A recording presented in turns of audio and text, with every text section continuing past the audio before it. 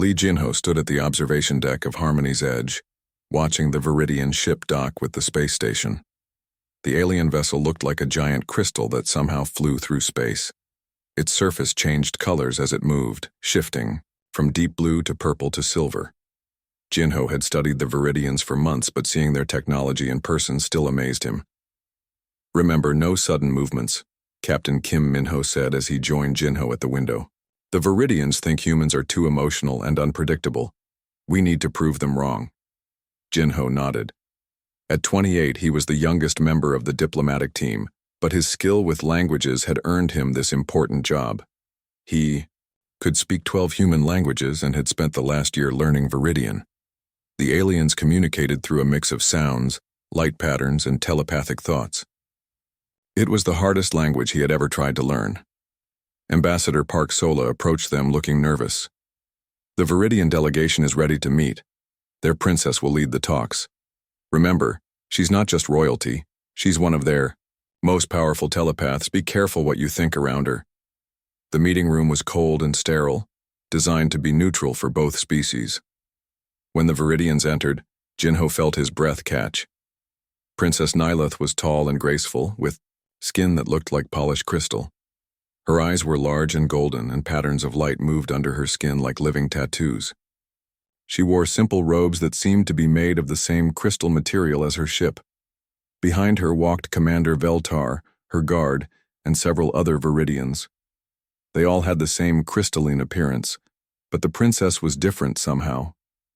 Her light patterns were more complex, more beautiful. "Greetings, humans," Princess Nyleth said in perfect English, though her voice had a musical quality that made it sound otherworldly. "I am Princess Nyleth of the Viridian Empire. We come to discuss the boundaries between our peoples." Captain Kim Minho stepped forward. "Welcome to Harmony's Edge, Your Highness. I am Captain Kim Minho, and this is Ambassador Park Sola and our EW translator, Lee Jinho." The princess's golden eyes fixed on Jinho for a moment. The light patterns under her skin flickered, but her expression remained cold and neutral. "Let us begin," she said. The first meeting went badly. Every time the humans tried to explain their position, the Viridians seemed confused or annoyed. When Ambassador Park spoke about human colonies needing room to grow, the princess replied that humans expanded too quickly and destroyed everything they touched. When Captain Kim mentioned trade opportunities, she said humans were too chaotic to be trusted with Viridian technology. Jinho watched the princess carefully as he translated. Her words were harsh, but something was strange. The light patterns under her skin didn't match her cold tone. In his studies, he had learned that Viridian lights showed their true feelings. Right now, her patterns showed curiosity, not anger or disgust. After 3 hours of difficult talks, Ambassador Park called for a break. The humans went to one side of the room while the Viridians stayed on the other. Jinho could hear his teammates whispering worries about the talks failing. "This isn't working," Captain Kim said quietly. "They think we're barbarians." "Maybe we need a different approach," Jinho suggested. "I don't think the princess believes everything she's saying." Ambassador Park frowned. "What do you mean?" "Her light patterns," Jinho explained. "They don't match her words. I think she's curious about us, but she has to act cold because that's what her people expect." When the talks resumed, things got worse. The Viridians proposed that humans should stay in their current systems and never expand further. The humans said this was impossible. Their growing population needed new worlds. Princess Nyleth's responses became sharper, more dismissive. "Humans are driven by primitive emotions," she said. "You cannot control your desires for more territory, more resources. This makes you dangerous." Jinho translated her words, but he noticed her light patterns again. They showed frustration, but not with humans. With something else, maybe with having to say these things. The meeting ended with no progress. As the Viridians prepared to leave, Jinho made a decision. He approached Princess Nyleth, who was studying a small crystal device. "Your Highness," he said in Viridian, "may I ask about the artwork you wear?" She looked surprised. She was wearing a small crystal pendant with intricate patterns carved into it. "You recognize it as art?" "It's beautiful," Jinho said honestly. The patterns remind me of human fractals but more complex, more alive. For the first time since the meeting began, Princess Nyleth's expression softened. The light patterns under her skin shifted to warmer colors. It was made by my grandmother. She believed that art could bridge any gap between minds. Wise woman, Jinho said. Humans have a saying. Art speaks where words fail. The princess stared at him for a long moment. You speak our language well for a human. Where did you learn? Books, recordings, and lots of practice, but I'm still learning. Your language is beautiful but difficult. Most humans find it impossible, she said. They say our thoughts are too alien to understand. Maybe they're trying too hard to understand with their minds instead of their hearts, Jinho replied. Princess Nyleth's light patterns shifted again, showing what Jinho had learned was surprise mixed with interest. That is an unusual perspective for a human. Behind her, Commander Veltar stepped forward. Princess, we should return to the ship. She nodded but looked back at Jinho. Perhaps we could continue our discussion of language difficulties tomorrow, before the official talks. I would be honored, Jinho said, bowing slightly in the Viridian manner. As the aliens left, Captain Kim approached Jinho. What was that about? I think I found a way to really communicate with her, Jinho said, watching the princess disappear around the corner. She's not as cold as she pretends to be. Ambassador Park looked worried. Just remember, she's not human. Don't get too comfortable. But Jinho was already thinking about tomorrow's conversation. For the first time since arriving at Harmony's Edge, he felt hopeful. Maybe humans and Viridians weren't so different after all. Maybe they just needed someone willing to look beyond the surface and find the common ground between two very different kinds of hearts. The princess had agreed to meet again, and that was a start. The next morning, Jinho arrived at the small meeting room early. He had brought a tablet with human art and music, hoping to continue the conversation about creativity. Princess Nyleth entered exactly on time, followed by Commander Veltar, who took position near the door but remained silent. You wish to discuss language difficulties, the princess said, sitting across from Jinho. Her light patterns were neutral, but Jinho noticed they seemed brighter than yesterday. Yes, Your Highness. I think the problem isn't just words, it's understanding how each other thinks, Jinho said. May I show you something? She nodded and Jinho activated his tablet. A piece of human classical music began playing, something soft and emotional. The princess tilted her head, listening carefully. What is this? She asked. Music. Humans. Use it to share feelings that words can't express, Jinho explained. This piece is about hope during dark times. Princess Nyleth was quiet for several minutes, just listening.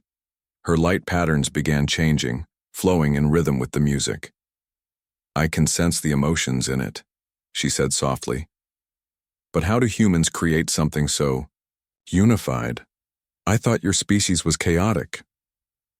We are chaotic individually, but we can create harmony together, Jinho said.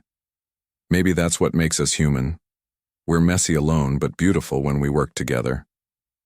Viridians are different, she said. We suppress individual emotions for collective harmony. The group mind is peaceful, but... She paused, her lights flickering uncertainly. But, Jinho encouraged, sometimes it feels empty, she admitted. Like being part of a perfect machine instead of being alive. This was the most personal thing she had shared. Jinho felt honored by her trust. Humans struggle with the opposite problem. We feel everything so strongly that sometimes we can't work together at all.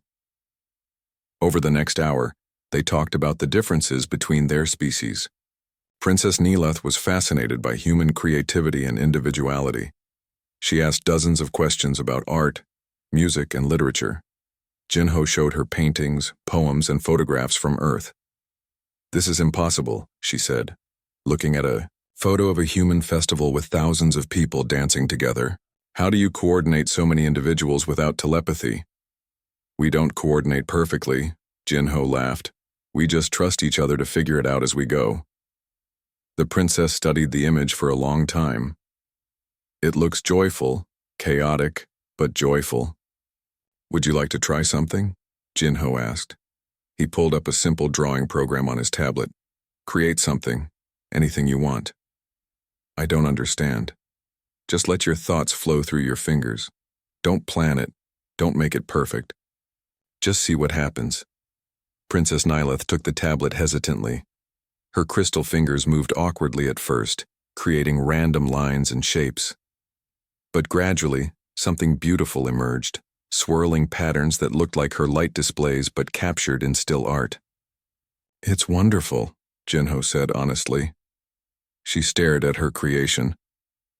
I've never made something just for myself before. Everything Viridians create serves the collective good. How does it feel to create something just because you wanted to?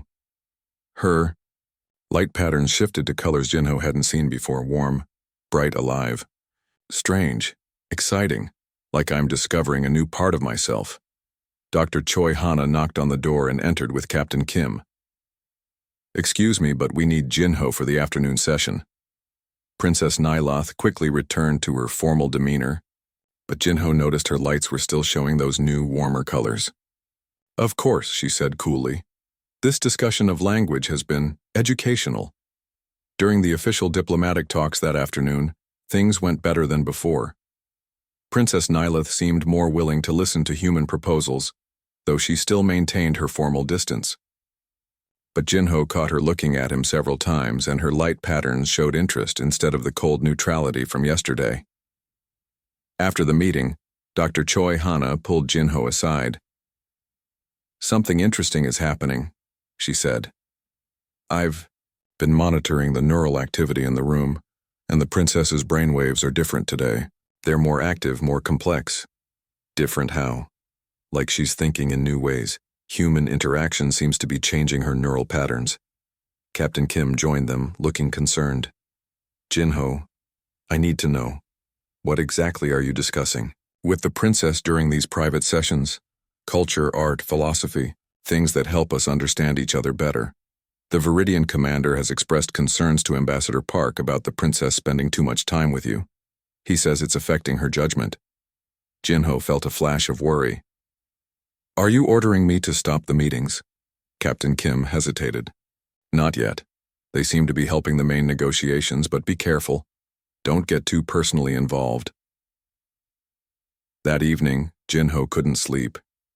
He kept thinking about the princess's reaction to creating art, the way her lights had changed to show emotions she'd never felt before. Was he wrong to encourage her to explore individual feelings? Was it fair to change someone just by being around them? The next morning, Princess Nyleth arrived at their meeting looking different. Her light patterns were dimmer, more controlled. Commander Veltar stayed closer than usual. Your Highness, is everything well? Jinho asked carefully. High Counselor Zephyra has concerns about my research into human behavior, she said formally. She believes I am becoming too influenced by human emotional patterns. And what do you believe? For a moment, her formal mask slipped. I believe I am learning things about myself that I never knew existed. But learning can be dangerous. They talked more carefully that day, but Jinho could see the princess struggling between her duty to her people and her growing curiosity about individual identity. When she laughed at one of his stories about human mistakes, the sound was so genuine and joyful that it surprised them both. Unfortunately, Commander Veltar heard it too. His own light patterns flashed with alarm. After the meeting, Jinho found Dr. Choi Hana waiting for him in the corridor. The commander contacted the Viridian ship, she said quietly. They're concerned about the princess's behavior. Her neural patterns are becoming more individual, less connected to the collective consciousness. Is that bad for her health? I don't think so, but it might be bad for her position with her people. Jinho realized he had created a problem without meaning to. By encouraging Princess Nyleth to explore her individual feelings, he might have put her in danger with her own species. But when he saw how alive and happy she looked when she was being herself, he couldn't regret it completely. That night, he made a decision. He would continue the meetings, but he would be more careful. He would help her find balance between her duty and her newfound sense of self. because something special was growing between them. Not just understanding between species, but a genuine connection between two people who were learning to see the universe through each other's eyes. 2 weeks into the diplomatic talks, Jinho and Princess Nileth had developed a routine. Every morning they met for what they called cultural exchange sessions. The princess shared Viridian philosophy and technology, while Jinho introduced her to human concepts of art, emotion, and individual identity. Today, she brought him to see a Viridian meditation chamber on their ship. The room was filled with floating crystals that created soft music when touched by thought. The princess demonstrated, and the crystals responded to her mind with beautiful harmonies. "Try it," she said. "Focus on a peaceful memory." Jinho thought about his childhood home by the sea. To his surprise, the crystals responded with gentle ocean-like sounds. Princess Nileth's light patterns showed amazement. "Impossible," she whispered. "These crystals only respond to Viridian telepathy. How are you controlling them?" "I'm not sure," Jinho admitted. "Maybe my thoughts are stronger when I'm calm? Or perhaps," she said quietly, "spending time with you has changed how I see human minds. Maybe you're not as alien to us as we believed." Their conversations had grown deeper over the days. The princess told him about growing up with the weight of royal duty, never being allowed to have personal desires or dreams. Jinho shared his own struggles with feeling different from other humans because of his gift for languages. "I've always felt like I was between worlds," he said, "not quite fitting in anywhere." "I understand," she replied. "I am a princess, but sometimes I feel like a prisoner of my own status."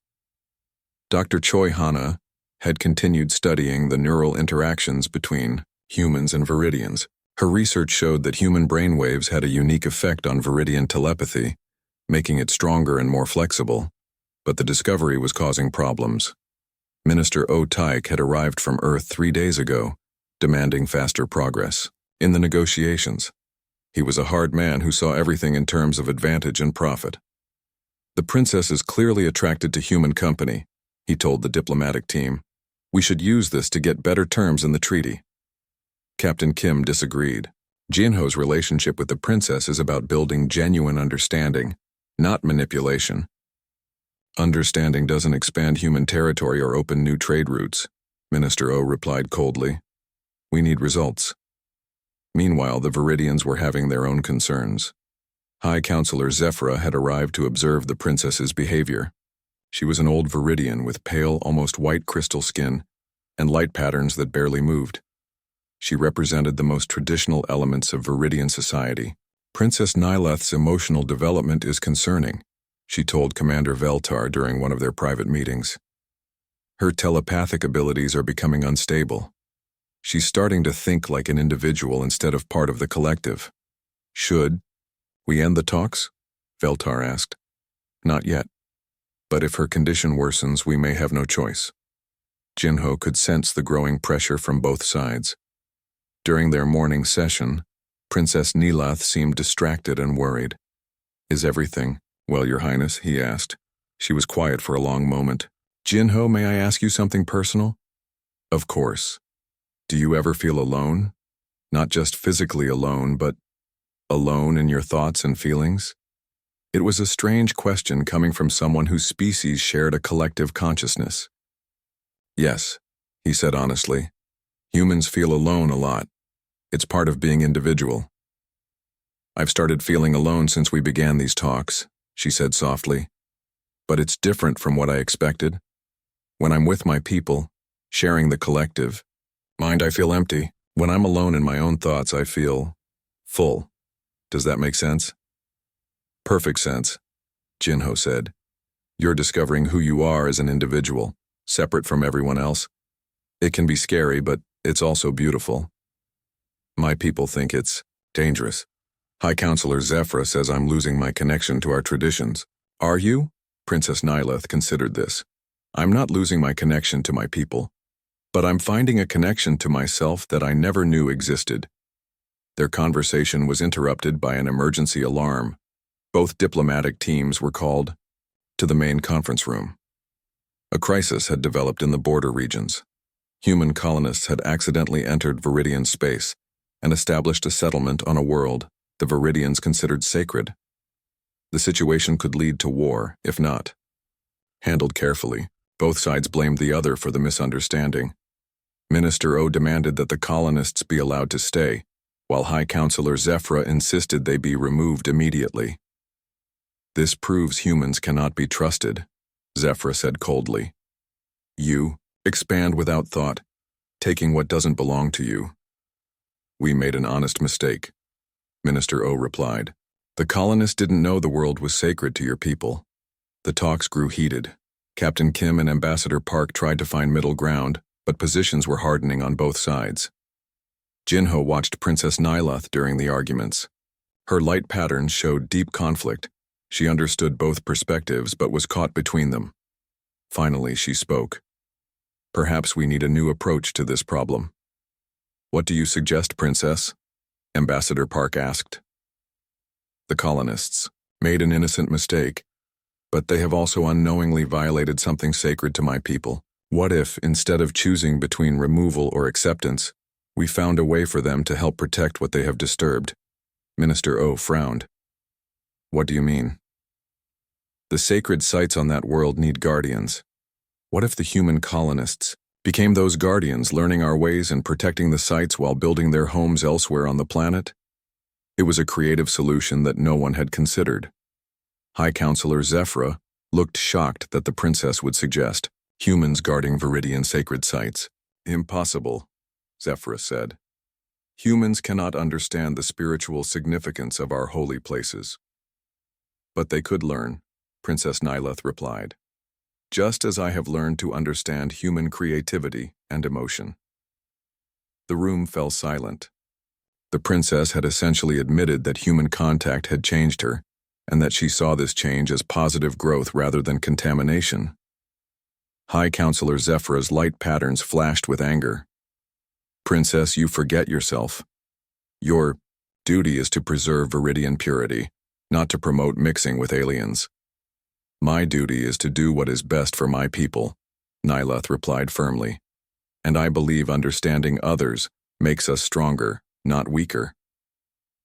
The session ended in tension, with both sides retiring to consider the princess's proposal. Jinho found himself admiring her courage in standing up for what she believed, even when it put her in conflict with her own advisors. That evening, he received a message asking him to meet the princess in the observation deck. When he arrived, she was standing alone looking out at the stars. "Thank you," she said without turning around. "For what?" "For showing me that I could be both a princess and a person, that I could serve my people while still being true to myself. You did that on your own. I just listened." She turned to face him, her light patterns showing emotions he was learning to recognize: warmth, gratitude, and something deeper that made his heart beat faster. "Jinho, these talks will end soon. What happens then?" It was a question he'd been trying not to think about. "I don't know," he admitted. "I don't want to go back to the way things were before," she said quietly. "Before I knew what it felt like to be myself." Neither did he, but the future seemed impossibly complicated for a human and an alien princess from different worlds. The final phase of diplomatic talks had arrived. Princess Nyloth's creative solution for the border crisis had worked. The human colonists would become guardians of the sacred sites while building their settlement in a different part of the planet. It was the first real breakthrough in the negotiations, and both sides were cautiously optimistic about reaching a broader agreement. But the success came with a cost. High Counselor Zephyra had become increasingly concerned about the princess's changing behavior, while Minister O kept pushing for Jinho to use his influence with her to gain more advantages for humanity. "The princess trusts you," O said during a private meeting with the human delegation. "We need you to convince her to open more Viridian territories to human expansion." "That's not what our relationship is about," Jinho replied firmly. "She's not a tool to be used." Captain Kim supported him. "Jinho's genuine friendship with the princess has made these talks possible. If we start manipulating that friendship, we'll lose everything we've gained." Minister O wasn't satisfied, but he backed down for now. On the Viridian side, the pressure was even greater. High Counselor Zephyra had called Princess Nyleth to a formal meeting about her emotional contamination. "Your neural patterns have become dangerously individualistic," Zephyra said coldly. "You're losing your connection to the collective consciousness. This human influence is making you unfit for leadership." "I disagree," the princess replied calmly. "My experiences with the humans have made me a better leader. I understand now that strength comes from unity, not uniformity. You speak like a human, thinking like a human. You've forgotten what it means to be Viridian." "I haven't forgotten. I've learned that being Viridian doesn't mean being afraid of new ideas." The confrontation left Princess Nyleth shaken but determined. She requested one final private session with Jinho before the talks concluded. Officially, it was to finalize translation protocols for the treaty documents. They met in the small conference room where their conversations had begun weeks ago. Both knew this would be their last time alone together, and the weight of that knowledge hung heavy in the air. "So," Jinho said, trying to keep his voice light. "Translation protocols." Princess Nyleth smiled. Something she had learned to do during their talks together. Yes, very important protocols, but neither of them opened the documents waiting on the table. Instead, they found themselves talking about everything except the official business. They discussed the changes in both their people's attitudes, the small successes and remaining challenges, and what the future might hold for human-Viridian relations. "I've been thinking about what you said about being between worlds," the princess said. "I feel that way now, too. Not quite Viridian anymore, but not human either. Something new." "Maybe that's not a bad thing," Jinho replied. "Maybe the universe needs people who can bridge different worlds." "Is that what we are? Bridge people?" "I think we might be." Their conversation drifted to more personal topics. The princess talked about her childhood dreams before duty took over her life. Jinho shared stories about Earth, about places he wanted to show her someday. The hours passed unnoticed as they spoke about philosophy, art, dreams, and fears. "Used to think the collective consciousness was all I needed," she said. "Shared thoughts, shared purposes, no loneliness. But now I understand that being connected to everyone means being truly close to no one. Loneliness is the price humans pay for individuality," Jinho said. "But we also get something the collective can't provide, the joy of truly knowing another person and being known by them." "Is that what this is? Being known?" Jinho met her golden eyes. "I think so. I feel like you see parts of me that I didn't even know existed. You showed me parts of myself I thought were forbidden," she replied softly. "You taught me that I could be both a princess and a person." The conversation turned to their different worlds, the impossibility of the distance between them, and the reality that after tomorrow they might never see each other again. Both tried to stay positive, talking about the communication networks that would be established and the cultural exchange programs they had proposed. But underneath the optimism, both felt the sadness of impending separation. They had found something rare, a connection that transcended species, culture, and the vast emptiness of space. Tomorrow, that connection would be tested by the return to their separate lives. "Jinho," the princess said as the hours grew late. "May I tell you something I've never told anyone? Always. Before these talks, I thought my life was planned out completely. Marry a suitable Viridian noble, produce heirs, serve the empire, die knowing I had done my duty. I never questioned it because I never knew there were other possibilities. And now I know that duty and happiness don't have to be enemies. That serving others doesn't mean destroying yourself. That love..." She paused, her light patterns shifting to the warm, bright colors he had come to treasure. "That love might be possible even for a princess." Jinho's heart started beating faster. "Princess Nyleth. Please just call me Nyleth. Nyleth, I need you to know that these weeks with you have been the most meaningful of my life. You've changed how I see the universe, how I see myself. Have I changed how you see the future?" It was a loaded question, and they both knew it. Jinho thought about his life before meeting her, his career plans, his quiet apartment on Earth, his assumption that he would eventually find someone human to settle down with. All of that seemed pale and distant now. Yes, he said honestly. Nothing looks the same anymore. They talked until the station's artificial dawn began lighting the corridors outside. Both had avoided the central question that had been growing between them for days. What were they to each other, and what did that mean for their futures? Finally, as they prepared to part ways for what might be the last time, Princess Nyleth stopped at the door. Her formal composure, which had been slipping all night, finally broke completely. "Jinho," she said, turning to face him. Her light patterns were brighter than he had ever seen them, pulsing with emotions that had no names in any language. "I have to ask you something, and I need you to answer honestly." "Anything." She took a deep breath, or what passed for one in her species. When she spoke, her voice was soft but clear, carrying all the hope and fear and longing that had been building between them for weeks. "After hours of talking, after everything we've shared, after all the ways you've changed my world and I've changed yours." She paused, gathering courage for words that would change everything. "Are you single, human?" The question hung in the air between them like a bridge spanning the impossible distance between their worlds. Simple words that carried the weight of two hearts, two species, and the future they might or might not be able to build together. Jinho stared at her, seeing not the alien princess who had walked into that first diplomatic meeting, but the woman who had learned to laugh, to create art, to dream of possibilities beyond duty, the woman who had become the most important person in his universe.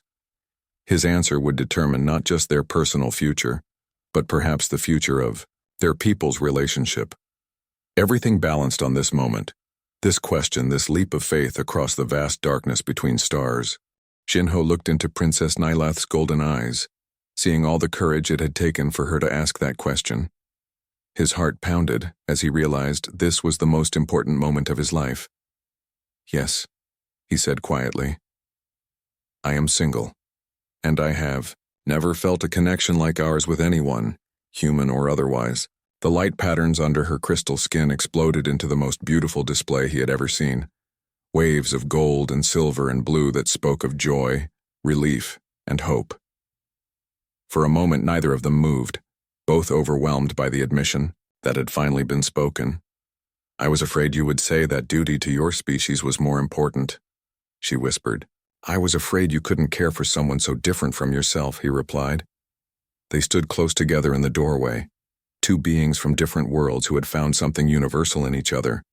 But their moment of connection was interrupted by the sound of footsteps in the corridor. They stepped apart as Commander Veltar appeared, looking for the princess. "Your Highness, High Counselor Zephyra requests your presence immediately." The princess composed herself, but her light patterns were still showing happiness. "Of course, Jinho. Thank you for the translation consultation." As she left with her guard, Jinho felt both elated and terrified. They had admitted their feelings. But what did that mean? How could a human and an alien princess have any kind of future together? The next morning brought chaos. High Counselor Zephyra had detected the changes in Princess Nyleth's neural patterns and was demanding an immediate end to all human contact. At the same time, Minister O was pressuring the human delegation to use Jinho's relationship with the princess to gain territorial concessions. Captain Kim called an emergency meeting of the human team. "Both sides are trying to use what's happening between you and the princess," he told Jinho. "This could destroy the entire peace process. Unless," Ambassador Park said thoughtfully, "we make it part of the solution." "What do you mean?" Jinho asked. "Your relationship with Princess Nyleth has done something neither side expected. It's proved that humans and Viridians can not only understand each other but care for each other. Maybe that's the foundation for a new kind of alliance, Doctor." Choi Hana nodded excitedly.